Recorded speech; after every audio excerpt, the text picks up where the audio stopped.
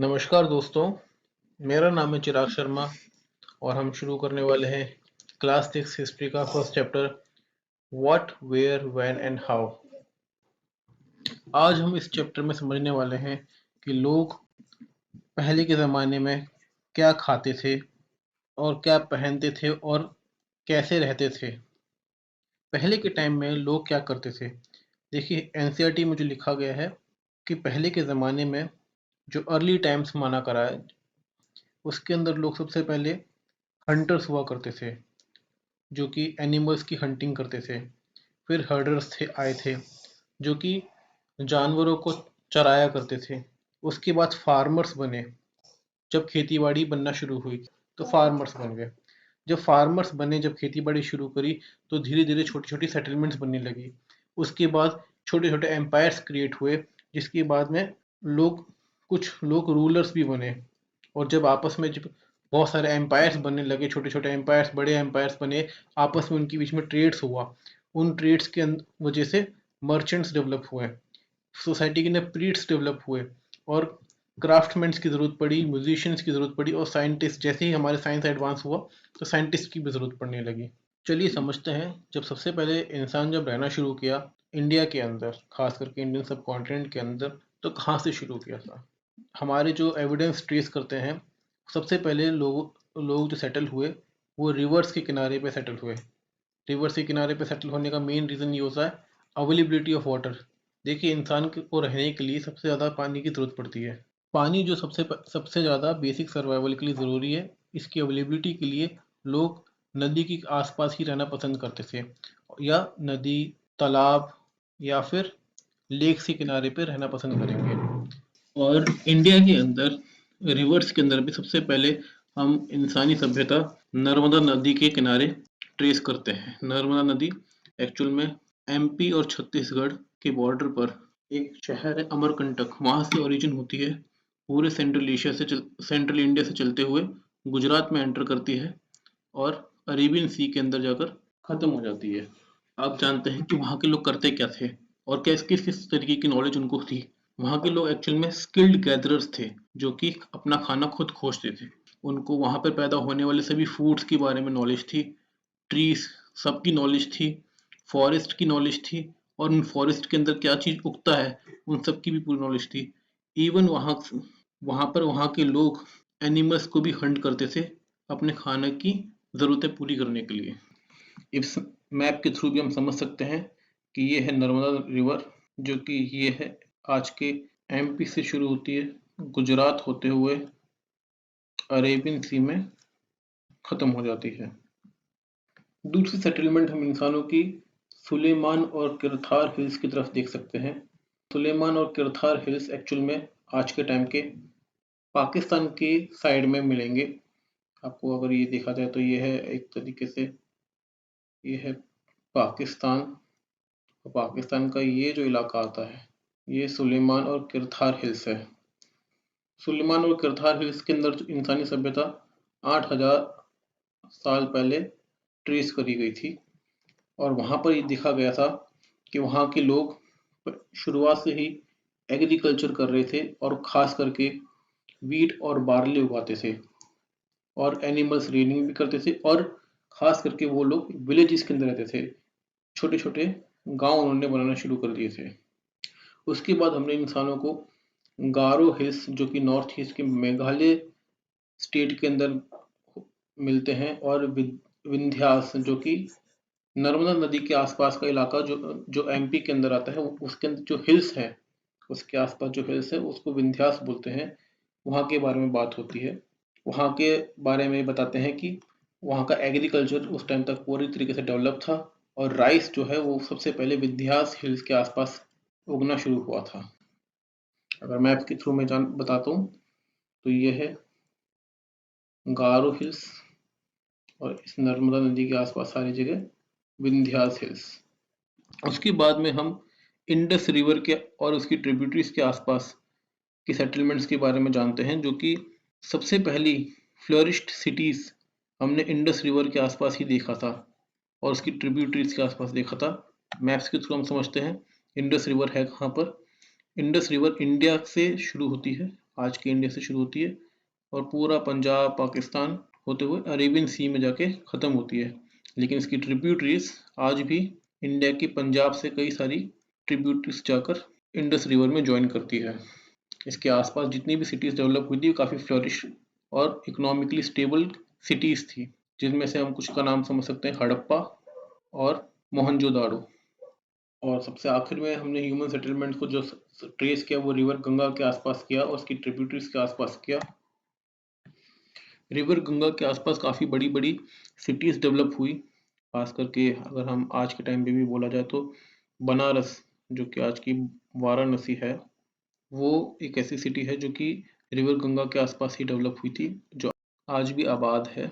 उसके बाद वहाँ रिवर गंगा के आसपास काफ़ी बड़े बड़े एम्पायर्स, किंगडम्स डेवलप होना शुरू हुए, जिसमें से major example kingdom of Magadh है, जो कि आज के बिहार में बना था, जिसकी कैपिटल सिटी उस जमाने में पाटलिपुत्र थी, जो कि आज का पटना है। मगध एम्पायर उस जमाने का सबसे बड़ा एम्पायरों में से एक था, जो कि ऑलमोस्ट पूरे ही सब कॉन्टिनेंट के अंदर फैला हुआ था। उसके बाद हम देखते हैं कि लोगों ने ट्रैवल करना क्यों शुरू किया। जब इतनी सारी सभ्यताएं बन चुकी थी, इतनी सारी जगह पे Kirthar hills, Indus river, Ganga river, Narmada river, इन सब के आसपास लोग बसने शुरू हो गए थे, तब लोगों ने आपस में ट्रैवल करना शुरू किया। ये with in the sub continent लोग ट्रैवल करते थे, एक एक जगह से दूसरी जगह जाते थे इन सर्च ऑफ लाइवलीहुड। अगर कहीं नेचुरल डिजास्टर आ जाए, फ्लड आ जाए, ड्रॉट आ जाए, तो लोग अपनी जगह को छोड़ के दूसरी जगह पे जाना शुरू करते थे। जब धीरे धीरे नए नए किंगडम्स डेवलप हुए, तो लोग चाहते थे उन कि नए हम किंगडम्स को, नई लैंड को हम अप्रोच करें, उन नई लैंड्स को हम कैप्चर करें। उसके लिए लोगों ने आर्मी बनाई। आर्मी के थ्रू लोग मार्चेस करते थे, एक जगह से दूसरी जगह जाया करते थे to conquer the new land. और ये भी देखा गया है कि ट्रेडर्स और मर्चेंट्स जो कारवा बनाकर या शिप्स के अंदर एक जगह से दूसरी जगह अपनी चीज़ों को बेचने के लिए जाते थे, खास करके बहुत ही ज़्यादा वैल्यूएबल थिंग्स होती थी, वो सब भी आपस में बेचते थे, एक जगह से दूसरी जगह पे बेचा करते थे। उसके अलावा रिलीजियस टीचर्स, जो कि कई सारे संत महात्मा हुआ करते थे, जो एक जगह से दूसरी जगह रिलीजियस स्पीचेस देने के लिए एक जगह से दूसरी जगह जाया करते थे, धर्म को बढ़ाने के लिए, धर्म का प्रचार करने के लिए एक दूसरे से दूसरी जगह जाते थे। इन सब चीज़ों से होता ये था कि लोग आपस में अपने आइडियाज भी शेयर किया करते थे। अब हम जान लेते हैं कि कौन कौन से हमारे नेचुरल फ्रंटियर्स बनते हैं हमारे सब कॉन्टिनेंट के लिए। देखिए, हमारा जो सब कॉन्टिनेंट है वो तीन तरफ से तो पानी से, सी से ही कैप्चर्ड है, या माउंटेन से। दो तरफ से माउंटेन से आता है, यहाँ पर आप हिमालयन रेंज मान लीजिए और यहाँ पर सुलेमान और किरथार हिल्स मान लीजिए। और एक तरफ से डेजर्ट भी आता है, जो कि Thar desert, mainly Thar desert से हम फ्रंटियर को मान के हम चलते हैं। देख लीजिए, इस मैप के थ्रू भी हम समझ लेते हैं इस चीज़ को। ये रहा हमारा सी, यहाँ पर हमारा है थार डेजर्ट, जो कि राजस्थान और पाकिस्तान के एरिया के अंदर भी आता है। यहाँ पर है हिमालयन रेंजेस और यहाँ पर आती है सुलेमानो किरथार हिल्स, जिस वजह से हम एक नेचुरल फ्रंटियर क्रिएट होता है, जहाँ कोई भी बाहर का आदमी इंडियन सब कॉन्टिनेंट के अंदर नहीं घुस पाता था। पर उसके बावजूद भी कुछ लोग ऐसे हुआ करते थे जो इन सब बैरियर्स को, इन सब फ्रंटियर्स को भी पार कर लेते थे। तो वो लोग जब आते थे हमारे देश के अंदर, तो वो अपने साथ अपना कल्चर और ट्रेडिशन भी लेकर आते थे। वो हमको बताते थे कि वो किस तरीके से स्टोन्स को कार्विंग किया करते हैं, किस तरीके से गाने और म्यूजिक वो बजाया करते हैं, और वो किस तरीके का खाना बनाते हैं, और किस तरीके से वो खाना बनाते हैं। अब हम समझते हैं कि हमारे देश का नाम इंडिया कैसे पड़ा। हमारे देश का नाम इंडिया एक रिवर जिसका नाम है इंडस, जिसको संस्कृत में सिंधु रिवर बोलते हैं, उसके नाम से पड़ा। इवन हमारे देश से कई दूर ग्रीस एक नाम का शहर है, जो वहाँ के लोग भी हमारी इस नदी के बारे में जानते थे। ईरानियंस भी हमारी नदी के बारे में जानते थे, जो कि हमारे इंडस रिवर को इंडूस रिवर बोलते थे, या फिर हिंदोस या इंदोस बोला करते थे। और जो लोग इंडस रिवर के ईस्टर्न साइड में रहा करते हैं, उनको वो हिंदोस बोलते थे। और हम ये समझ सकते हैं कि हिंदू जो वर्ड आया है वो भी वहीं से आया है। और वो ये बोलते थे, the land east of the river of Indus is called as India. दूसरी तरफ भारत भी हमारे देश का नाम है। वो कैसे आया? जो लोग हमारे देश के नॉर्थ वेस्ट पार्ट में रहते थे वो इस हमारे लैंड को भारत बोला करते थे और भारत वर्ड हमारे देश को ऋग्वेदा के अंदर भी मेंशन किया गया है। अब हम समझते हैं कि हमने ये सब चीज़ें जानी कैसे? कैसे हमें पता चला कि ये सब चीज़ें हमारे पास्ट में हुआ है? एक्चुअल में ये सब चीज़ें जब चीज़ें हो रही थी तो ये सब चीज़ें रिकॉर्ड हुआ करती थी। कई सारे तरीके हुआ करते थे उस चीज़ के लिए, उनमें से एक था मैन्युस्क्रिप्ट।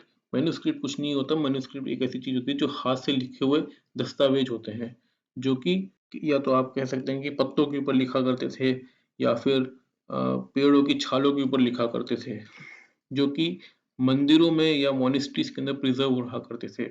उनमें से कई सारे मैन्युस्क्रिप्ट्स ऐसे भी हैं जो कि डिस्ट्रॉय हो चुके हैं, जो कि किसी भी वजह से हो सकते हैं। लेकिन मैन्युस्क्रिप्ट्स में लिखा गया करते थे। मैन्युस्क्रिप्ट्स में खास करके मेडिसिन्स में, साइंस, रिलीजन और किंग के लाइफ के बारे में लिखा करते थे। और मैन्युस्क्रिप्ट के अंदर खास करके लैंग्वेज संस्कृत, पालकृति या तमिल के अंदर लिखा करते थे। उसके अलावा इंस्क्रिप्शंस भी हुआ करती थी। इंस्क्रिप्शन क्या होती है? इंस्क्रिप्शंस जो होती है स्टोन्स या मेटल्स के थ्रू हम दीवारों के ऊपर या फिर स्टोन्स के ऊपर ही इनक्रिप्ट करते थे, जिसको इंस्क्रिप्शंस बोला करते थे। इंस्क्रिप्शंस के अंदर खास करके राजाओं के दिए हुए ऑर्डर्स, राजाओं ने किस दूसरे देश के ऊपर विजय प्राप्त करी, उस चीज के बारे में वर्णन हुआ करता था। एग्जाम्पल के तौर पे कंधारा इंस्क्रिप्शंस इन अफगानिस्तान। उसके अलावा आर्कियोलॉजिकल फाउंडिंग्स भी हुआ करती थी, जो कि हम जब ज़मीनों को खोदते हैं और पुराने जितने भी शहर, पुराने जितने भी सभ्यताएँ हमारे यहाँ निकलती हैं, उसके बारे में जो कुछ भी उसके तरीके से निकला करता है, उससे हम समझते हैं कि क्या-क्या लोग पहले के ज़माने में कैसे रहा करते थे, क्या चीज़ वो यूज़ करते थे और वो तो जब भी हमारे यहाँ आर्कियोलॉजी हुई, तो हमने देखा कि हमने उनके पॉट्स पाए, उनके टूल्स, उनके कॉइन्स और उनके घरों के रिमेनिंग्स भी हमको मिले। उससे हमें पता चला कि वो किस तरीके के घरों में रहा करते थे, किस तरीके की कॉइन्स यूज़ करते थे, किस तरीके के औज़ार यूज़ करते थे और उनके घरों के अंदर कौन-कौन से यूटेंसिल्स हुआ करते थे। अब हम समझते हैं कि हमारी जो बुक के अंदर कई सारी टर्म्स ऐसी हैं जो यूज़ कर दी जाती है, जैसे खास करके बीसी एंड एडी। बीसी और एडी का मतलब एक्चुअल में होता क्या है? बीसी का मतलब होता है बिफोर क्राइस्ट और एडी का मतलब होता है एनो डोमिनी। बिफोर क्राइस्ट का मतलब होता है वो ईयर्स जो जीसस क्राइस्ट के पैदा होने से पहले का होता है, उसको हम बिफोर क्राइस्ट बोलते हैं। और एनो डोमिनी जब हम जीसस क्राइस्ट के पैदा होने के बाद के ईयर्स के हम बारे में बात करते हैं, उसको एडी बोला करते हैं। Thank you so much for this video. मिलते हैं अगली वीडियो के अंदर चैप्टर 2 के अंदर। थैंक यू और please like and subscribe to my channel.